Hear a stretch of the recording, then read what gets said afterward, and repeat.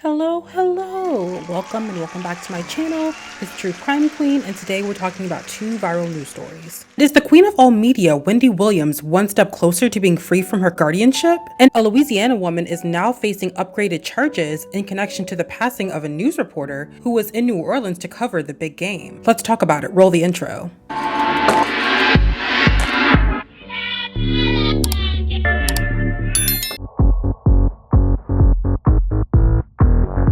Wendy, you look great. Congratulations. I hope court went amazing. I hope you got what you wanted. Wendy Williams smiled on her way out of court on Monday, March 17th, 2025, after she faced the judge who holds the keys to her freedom from the restrictive guardianship she is under. The U.S. Sun can exclusively reveal Judge Lisa Sokoloff agreed to allow the former queen of daytime TV to move from the secured memory unit that Wendy has called a, quote, luxury prison. Wendy has lived at the facility since 2024.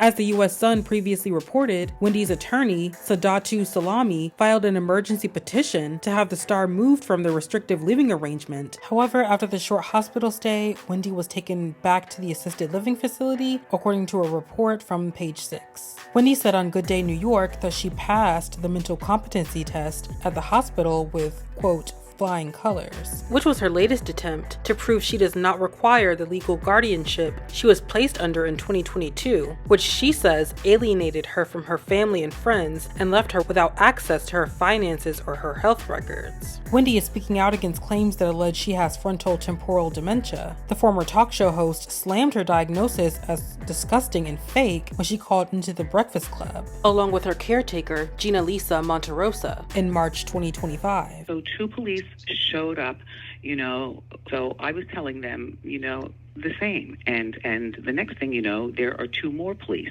So there are four in total, and saying, go ahead, Gina. Yep. And the police came into the room. Wendy gave me the phone, and I pleaded with the police as if Wendy was my child. Please, you need to get her off this floor. And listen, she is confined. I told them I am not incapacitated, as I've been accused. And this floor that I live on is the memory unit.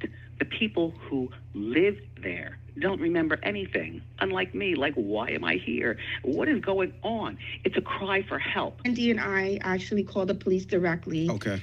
And convinced the police to come over to do a welfare check. Mm-hmm. Wendy's legal guardian, Sabrina Morrissey, responded to the public denial hours later by requesting another medical evaluation for Wendy in a court filing. Now, this all comes after she was taken from her assisted living facility to the hospital by ambulance on Monday, March 10th. The New York Police Department confirmed that authorities responded to a welfare check on Wendy at the facility, and she was then escorted into an ambulance and then taken to a hospital for evaluation. The following day, she said on Good Day New York that she passed the mental competency test at the hospital with flying colors, which was her latest attempt to prove she does not require the legal guardianship she was placed under in 2022, which she says alienated her from her friends and family and left her without access to her finances or her health records. On Wednesday, March 12th, Wendy appeared on The View and continued to dispute the claims about her incapacitation. Gina Leah joined her for that interview too and told the host that unusual activity in Wendy's Wells Fargo account was the reason behind the guardianship to begin with, as the bank, quote, initiated the guardianship, end quote. I have to read this statement because we've referenced your guardian, Sabrina Morrissey. Her lawyer points out that the guardianship was created by a judge who declared you legally incapacitated after a diagnosis of frontotemporal dementia and says that you have not been kept from your family and that you are receiving excellent medical care. It is a locked unit. They have to use keys, the people who work here, to open it, to take the elevator downstairs. I am not permitted to do anything but stay on this floor, the memory unit floor, where the people are 90 and 80 and 70. Look, I'm 60, and I don't even know what a memory unit, why am I here? You know what I'm saying? Where people don't remember anything. So I stay in the bedroom the majority of the time. As Wendy continues her fight for independence, only time will tell if she can finally break free and regain control of her life. Kenner police are confident Danette Colbert drugged Adam Mazzano when she met him in the French Quarter and robbed him when the pair went back to his Kenner hotel room. Police say surveillance video shows the pair enter his room and Colbert leave alone. The Louisiana woman accused of theft in connection with the passing of a reporter near New Orleans in February 2025 is now also being charged with second-degree murder in the case. This woman, 48-year-old Danette Colbert, faces the new charge in connection with the passing of 27-year-old sports reporter Adon Manzano, who was found no longer alive in his hotel room in Kenner, Louisiana on February 5th. The Kenner Police Department announced the upgraded charge on Tuesday, March 18th, 2025, citing new evidence more than a month after Danette's initial arrest. You know, we don't want Ms. Colbert to see the light of day again. She's got open charges in Kenner and St. Tammany, and General Morrell has invoked the Habitual Offender Act in New Orleans to try her. Authorities also announced the arrest of a second person in connection with Aiden's death. According to NBC,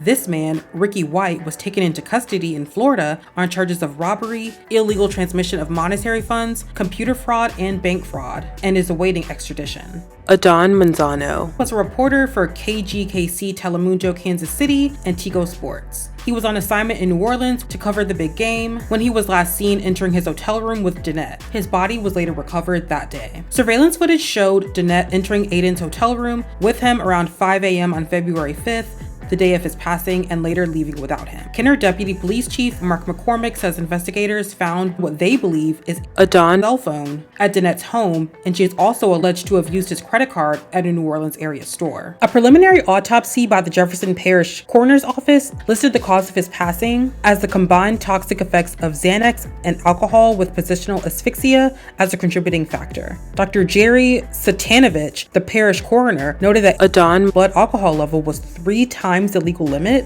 and that a significant amount of Xanax was present in his system. Satanovich says Adon was found face down in a pillow, but the coroner classified the manner of death as undetermined. According to NBC, Danette has a history of fraud-related arrests, including a Louisiana jury finding her guilty of theft and fraud in 2024 in an unrelated case. Additionally, court records reveal that she was arrested twice in Las Vegas in 2022 on felony charges of grand larceny and administering a drug to aid in a felony crime. In both cases, she was accused of drugging men in their hotel rooms and robbing them, but the charges were dismissed when the victims declined to testify. Police believe that Ricky White is homeless and that his last known address was Gretna, Louisiana. Ricky was apprehended at the La Quinta Inn and Suites in Hollywood, Florida, and is being held at the Broward County Jail in Florida while awaiting extradition back to Louisiana. Kenner Police Chief Keith Conley said Ricky faces multiple charges, including robbery, illegal transmission of monetary funds, computer fraud, and bank fraud. Authorities have yet to determine who provided the Xanax found in Adon's system. During a previous bond hearing, a Kenner police investigator said that Adon did not have a prescription for the drug, and Danette has been in custody without bond since her arrest back on February 7th. Adon was laid to rest on Thursday, February 20th. He is survived by his 2-year-old daughter. In another sad twist, in April 2024, Adon's wife, Ashley Boyd,